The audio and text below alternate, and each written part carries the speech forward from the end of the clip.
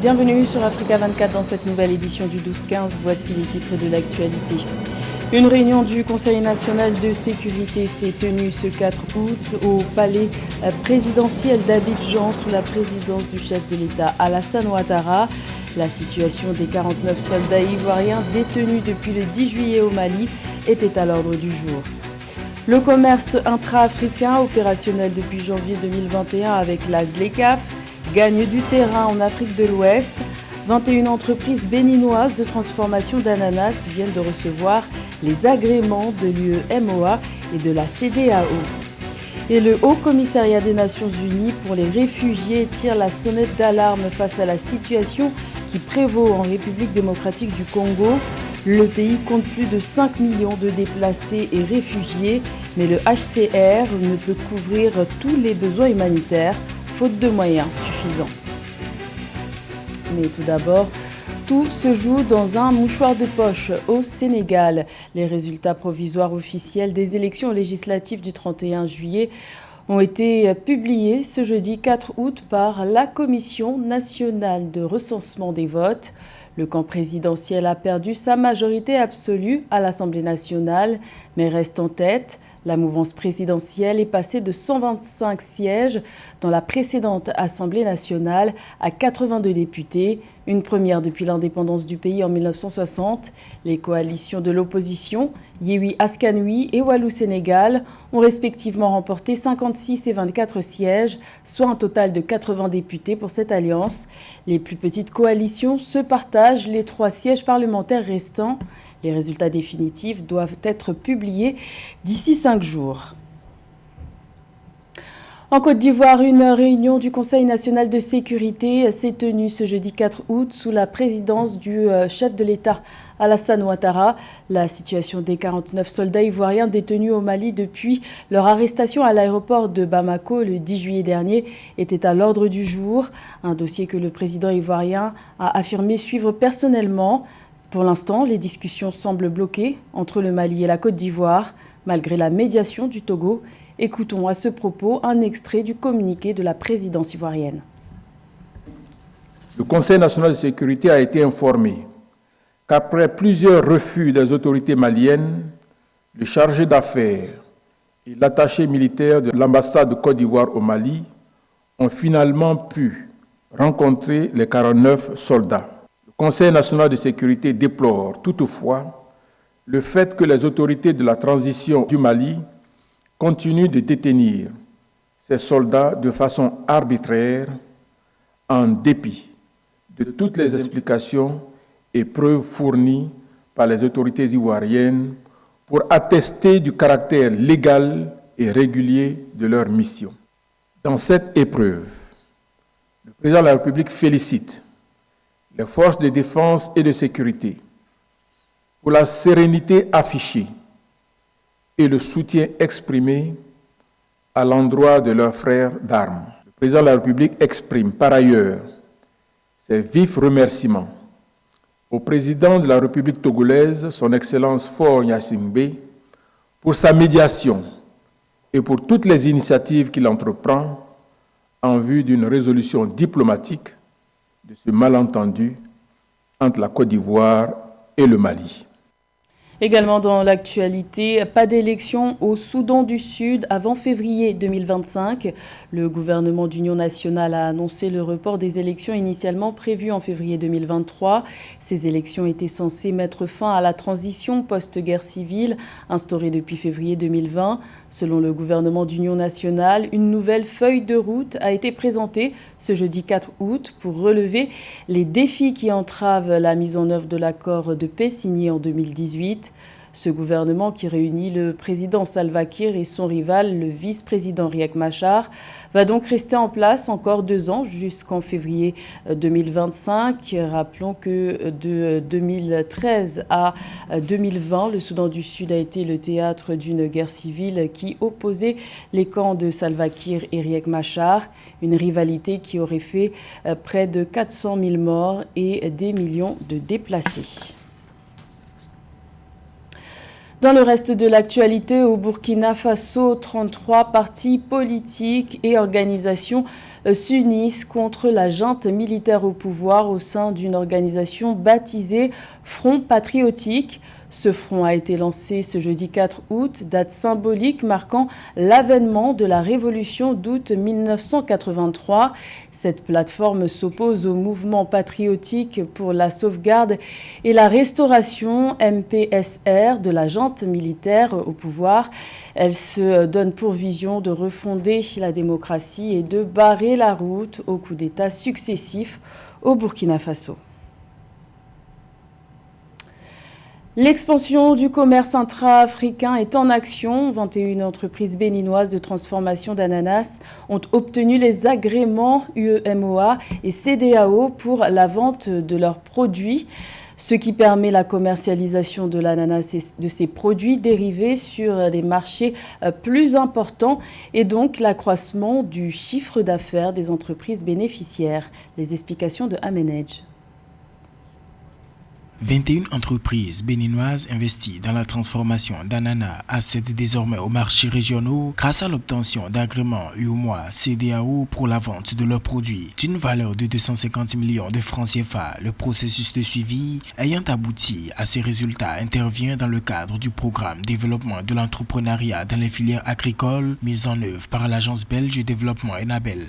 Ces agréments dont disposent ces entreprises béninoises au niveau de l'UEMOA et de la CEDEAO constituent en fait ce que nous disons des préférences qu'on va accorder aux produits qui sont issus de la filière ananas. Et donc tous les produits, les jus et les produits dérivés vont bénéficier des préférences et des exemptions douanières étant donné que c'est des produits qui sont originaires de la zone. Et donc ça va permettre à ces entreprises de vendre leurs marchandises, donc leurs biens dans tous les pays de l'UEMOA et de la CEDEAO.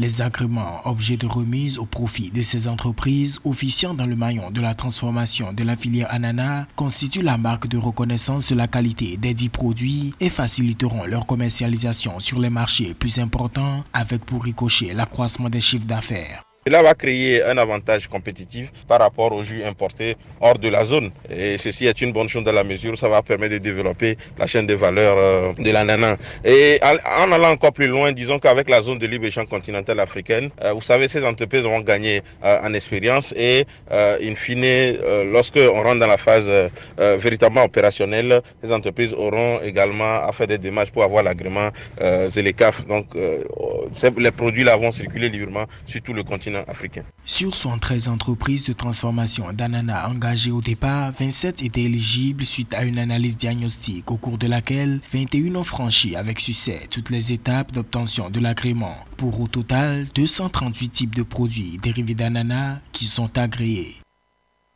Le sommet des affaires États-Unis-Afrique qui s'est tenu du 19 au 22 juillet dernier au Maroc a favorisé la coopération sud-sud. Le Maroc, pays stratégique situé au carrefour de 3 continents, l'Afrique, l'Europe et l'Amérique, s'est engagé à soutenir la réalisation de l'agenda 2063 de l'Union africaine, un sujet de Séverin Douqueux.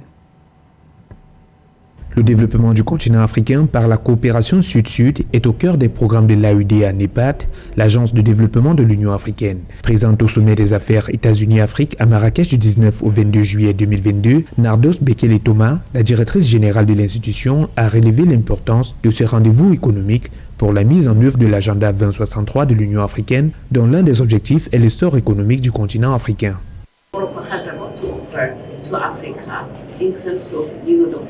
Le Maroc a beaucoup à offrir à l'Afrique en termes d'organisation structurelle et même de la façon dont la réforme administrative est implémentée, de même que le développement perceptible au Maroc pourrait être de la plus grande importance pour l'Afrique. Mais le Maroc peut également profiter de l'expérience du reste de l'Afrique et donc avoir cet échange sera d'une importance critique. Alors que l'Afrique peine encore à se remettre de la pandémie de Covid-19 et du conflit russo-ukrainien dont l'une des conséquences palpables est la flambée des prix de blé ou encore du pétrole sur les marchés, Nardos Bekele-Thomas parie sur la jeunesse du continent pour relever les défis de son développement avec l'urgence de renforcer leurs capacités et surtout de les intéresser à la vie socio-économique. programs that they have and the focus that they have is on youth. And yes, l'un des programmes fondamentaux mis en place a pour priorité la jeunesse. 60% de la jeunesse africaine est marginalisée et n'est pas exploitée de façon optimale. Et nous devons nous assurer que cette jeunesse soit intégrée dans les processus de transformation socio-économique. Si de plus en plus de personnes deviennent des acteurs de l'économie, nous protégerons l'économie et l'Afrique pourra progresser. Nados Bekele Thomas s'est engagé à soutenir les efforts de l'Agence de développement de l'Union africaine pour assurer le développement du continent. L'Est de la République démocratique du Congo est le théâtre de conflits depuis maintenant plus de 2 décennies. Pourtant, la couverture médiatique de cette crise humanitaire reste relativement moindre à l'échelle internationale. Le pays compte plus de 5 millions de déplacés internes et de réfugiés, ce qui inquiète le Haut Commissariat des Nations Unies pour les réfugiés, qui dit être dans l'incapacité de répondre aux besoins humanitaires du pays, faute de moyens. Un sujet de la rédaction. C'est probablement la plus longue crise humanitaire et la plus grande situation de déplacement interne en Afrique. Au début de l'année 2022, la République démocratique du Congo accueillait plus d'1 demi-million de réfugiés et de demandeurs d'asile et comptait plus de 5,6 millions de déplacés internes. Des chiffres qui ont augmenté en avril dernier avec les combats entre l'armée congolaise et le M23 dans la province du Nord Kivu, dans l'est du pays. Quelques 160 000 déplacés supplémentaires se sont ajoutés. Lorsque nous sommes arrivés ici, nous avons été confrontés à de nombreuses difficultés. Nous avons beaucoup souffert. Vous vous réveillez le matin pour faire des travaux occasionnels comme aller chercher de l'eau pour les gens, cultiver les jardins et faire la lessive pour les gens. Parfois, vous travaillez toute la journée. Et la personne vous paie des cacahuètes qui ne peuvent même pas vous aider à améliorer vos moyens de subsistance et à subvenir aux besoins de vos enfants. Nous avons beaucoup souffert. Alors que les besoins humanitaires augmentent, la République démocratique du Congo fait partie des opérations du Haut Commissariat des Nations Unies pour les réfugiés les plus sous-financées au monde. Seuls 20% des 225 millions de dollars du budget établi au début de l'année ont été obtenus. Faute de moyens, le HCR assure être dans l'impossibilité de répondre aux besoins humanitaires des réfugiés et des déplacés du pays. Nous ne pouvons tout simplement pas oublier le peuple de la République démocratique du Congo. C'est l'une des situations les moins financées au monde. En fait, c'est la 5e non financée. Et cela signifie simplement que nous ne sommes pas en mesure de fournir aux populations déplacées, aux populations qui ont dû fuir la violence et les conflits, un abri, de la nourriture dans certains cas, avec de l'eau et avec la protection et la sécurité dont ils ont besoin et qu'ils méritent. Malgré l'état de siège en vigueur depuis mai 2021 dans les provinces du Nord Kivu et de l'Ituri, l'insécurité persiste dans l'Est congolais. Le HCR et ses partenaires ont enregistré plus de 800 décès dus à des attaques à l'arme à feu et à des raids à la machette contre des communautés locales dans la province de l'Ituri. Des attaques qui ont chassé 20 700 personnes de chez elles. Les initiatives pour encourager la consommation d'insectes comestibles, sources de protéines, se multiplient à Madagascar. Le but, réduire la pression sur les animaux sauvages que la population chasse lorsque la nourriture se fait rare, mais aussi résoudre les défis de la malnutrition et de la perte de la biodiversité. Un sujet de la rédaction. C'est une idée pas si bête qui fourmille depuis 2004 dans les assiettes malgaches. Valhalla Farms a identifié 100 espèces d'insectes comestibles sur la Grande Île. Dans une installation située à Antananarivo, les insectes sont élevés, transformés en nourriture puis distribués dans tout le pays. Une solution pour résoudre le double défi de la malnutrition et de la perte de la biodiversité sur la 4e plus grande île du monde. Les insectes offrent de nombreux avantages par rapport aux sources de protéines traditionnelles. Vous pouvez les cultiver avec moins d'eau, moins d'aliments et il y a moins d'impact sur l'environnement. Surtout à Madagascar où on ne peut pas ajouter de vaches sur des paysages déjà dégradés comme les prairies. Et vous ne pouvez pas continuer à abattre des forêts alors qu'il n'en reste que 10%. Appréciés pour leur valeur nutritive élevée, leur forte teneur en protéines et leurs vertus écologiques, les insectes sont désormais très consommés à Madagascar. Mais cette alternative à la consommation de viande a nécessité plusieurs années de labeur. Nos recherches sur la façon de sécher et de préparer les insectes nous ont pris environ 3 ans. Pendant ce temps, nous avons pu nous former et acquérir l'expérience nécessaire, ainsi qu'obtenir les autorisations du ministère de la Santé et les qualifications internationales. Maintenant, nous multiplions et améliorons les produits et trouvons les moyens d'avoir les matériaux nécessaires pour augmenter notre production. Ce sera notre contribution à la lutte contre la malnutrition à Madagascar. Le marché actuel des insectes comestibles est estimé à moins de 1 milliard de dollars par la Barclays Bank, montant encore insignifiant par rapport au marché mondial du bœuf évalué à 324 milliards de dollars. Mais la banque britannique fait preuve d'optimisme.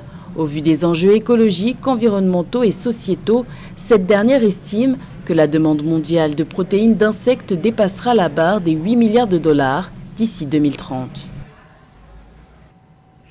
C'était le journal de la rédaction. Merci de l'avoir suivi. L'information continue sur Africa 24.